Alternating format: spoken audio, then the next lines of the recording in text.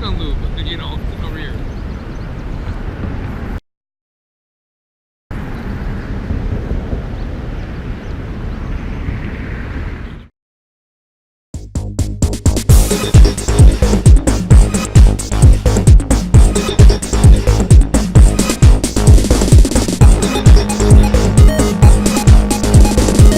Hey campers, George here.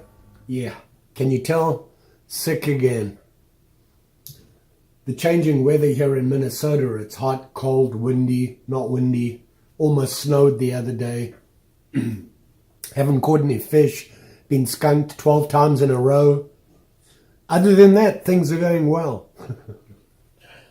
But back at the table here in the man cave, and this gizmo here and this gizmo here have been sitting on my table here for a couple of weeks. A couple of weeks ago, an associate at work, Mike, you know who you are, Big Mike. He's a subscriber to my channel, watches all my videos. He knew I was a big fly fishing junkie. And he was at his mom's house and she was going through some stuff and came across this item here. And Mike said, I know who will want that. So he brought it to work and he gave it to me. And basically what it is, it's a 4-piece, really an old fly fishing rod. It's actually I believe it's fiberglass. And this one is actually I'll show you here. You can see right there. Let me see if I can focus in on that. It's a Wright and McGill fly rod. And I wasn't sure how old it is. I believe it's from about the 60s or the 70s. And I looked it up online to see what it is. It's a 7.5 foot 4-piece and takes a size 7 fly line, so it's a 7 weight. And I went through it, I had a look at it, I checked it out, cleaned it up a little bit. As you can see here, it comes 4-piece. It was in the carry case. I'd still need to just clean that up a little bit. I haven't been under the weather, so I've been a little lazy, but I really like this. This is a pretty cool rod. And you can see it has the budge. We don't need no stinking budges. And it says here, it is an Eagle Claw product. And it's the Knight and McGillis Trailmaster. And it's a 7.5 foot 4-piece. And he'd given me this. He said, you know, here you go. Give it a try. You might like it. A couple of days ago, my colleague, I don't know if you remember him, he works with me, and that's Big Eric. And I'll put a link up to the video he did. He took me down to Iowa and showed me some places down there. And that's where I went fishing at Coldwater Creek. And he was out garrod sailing the other day and came across this little beauty. And this is a fly reel, obviously, fairly old. And it is a Martin 63, I think it is. Yeah, it's a Martin 63. What they call the old tuna can fly reel. And it's in pretty good condition. It works fine. I checked it out. I cleaned it up a little bit. There was fly line on it. Still is. And you can hear the click on it there. And you can release it so that it's just freewheeling. I don't recommend that because your fly line will get tangled. So use your click. I forget what the correct name is for that. But it has this fly line on it. You can see it right here. It's this green fly line. And it was on here already. I did undo it and have a look, and it didn't have any backing or anything like that on it. It's just directly to the reel, so there's no backing on it. And so what I did was I just put a bit of old tapered leader on it. This is a 7-weight fly rod, so I wanted a little bit heavier leader. And this is a fairly short taper, and what I did was I just added some tippetcher, you can see there, using the dreaded surgeon's knot, which is a quick and easy, as you'll see in the video coming up. And put it all together, cleaned it up, oiled it a little bit, and went online and was looking up the reel, the information, and I believe it's a 60s to 70s reel as well. Although it's not a perfect match, I believe this is more of a suitable for a 5-weight rod, I would think. And this is a 7, but I'm going to try it anyway. The line, I believe, you're going to love this one. I looked it up, and I was looking at the reel, and a guy on one of the forums said that it is Kmart DT5 fly line, which I believe is 5-weight. And it's from Kmart DT5, which I thought was pretty cool. So I left it on there. I didn't change it. I'll probably land up changing the fly line on this. And I'm also thinking that once I've tried this out and see how it works, what I'm going to do is I do have an old Galvin reel that'll handle 7. It's a 7-weight fly line. So it's an old one that I used to use in the surf, and I can't release it anymore. I can still get line on it and everything, but the reel doesn't come apart anymore. For some reason, it's just locked solid. I did contact Galvin, and they said that reel, they don't make it anymore.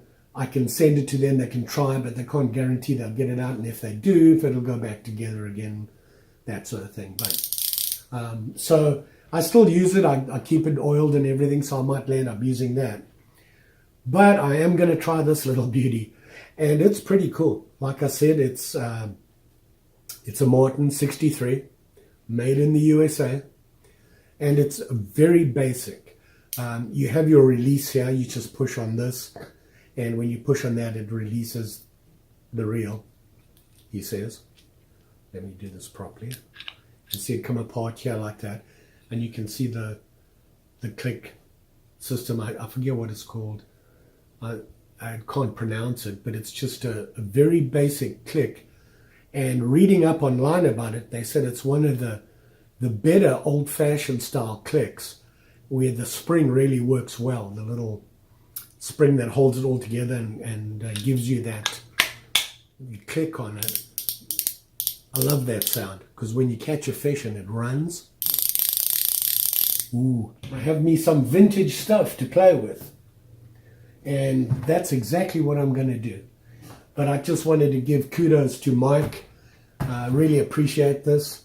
And, you know, I haven't finished talking about the Martin reel here from Eric. But he brought it to me in the original box. You can see here, and the cool thing is, it has a price tag on it. And it was a whopping $4.35. Went online and looked, and I won $20 for the thing now. Hey, what can I say? And it even has the original warranty card in it and everything. Something I thought that was funny. It said, if you want to mail it to them for warranty, to mail it to this address, which was Martin Reel Company, P.O. Draw 8 in Mohawk, New York. Draw 8. Yeah, that's kind of a while ago. This is a little bit heavier than I'm used to. It's also shorter. All my rods are 9 footers. This is a 7.5. So we'll see how we do. So I think what I'm going to do is run down to a local hole down here and test it out, and let's see. May even catch a fish. Nah, it's not going to happen. But we'll give it a try anyway.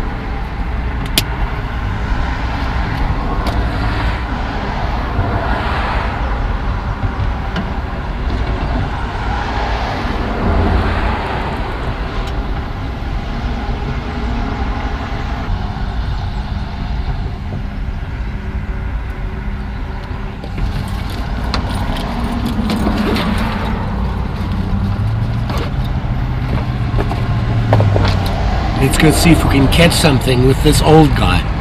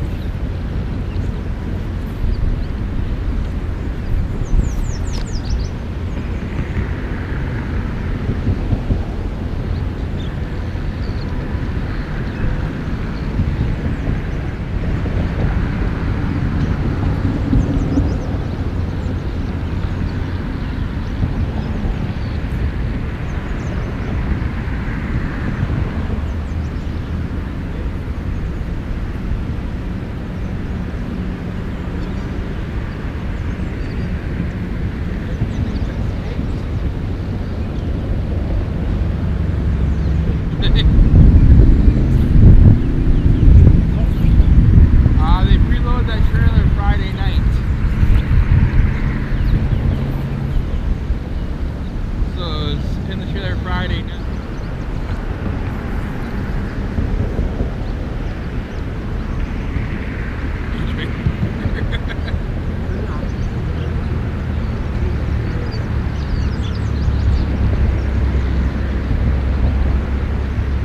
On there, no problem. And he looks at me, I'm like, yeah, exactly. You know, they didn't. So, back from the attempted fish, and all in all, not a bad rod. Mike, thank you. I really was surprised at the action of the rod. Skunked again. But the main reason I was there was to give it a try. So I did. I spent about an hour or so out there on the water, and then actually another colleague from work saw me fishing, stopped by for a chat. So that ended that session. But it worked great. I really liked the action, and when you see the video, if you watch when I'm casting, the thing that I liked was the very tip of the rod had some really good action on it, which I never knew that you would get that much action out of a shorter rod. One of the reasons I've always had a 9-foot is I like the action of the 9-foot, and this guy gave me some real good tip on the tip end of the rod. Gave some really nice action. So I think I'm going to give it a try, especially on some flat water, maybe going for some bigger fish. If I start to see bigger fish, pull this guy out and see what we can come up with maybe a streamer, a big woolly or something like that, and put it on the water and see what we can bring up. I think I'll get some sinking line for it, and I'll put some backing on the my Galvin reel, like I was saying, and we'll go out and give it a try and see what we can come up with. On the third piece of the 4-piece, the ferrule connection was really hard to get in. And even though I got it in as tight as I could, it still came apart. So I think I'm going to have a look at that and clean it out and see what the problem is there. It did come apart 3 times. I'm not blaming the rod though, not 100%. I think I was watching myself cast and I was really forcing the cast, which is never a good thing. Bad habits, been a while, and getting back into the motions and everything. What can I say? So there you go, campers. Another great big skunk by George. Getting used to it now, aren't we? Yeah, I still haven't. Anyway, there you go. And you can see what happened, what I was talking about before. So here it is, the Knight and McGill Trailmaster 7.5 foot 7-weight fly rod. 4-piece. I really like this. And this mic, cannot thank you enough. I had some fun with it. And it performed way better than I thought it would. Glad to have it, and we'll put it to good use for you. And then, of course, Eric, thank you for the Martin. This is a great little reel, and interesting to see the stuff online about it.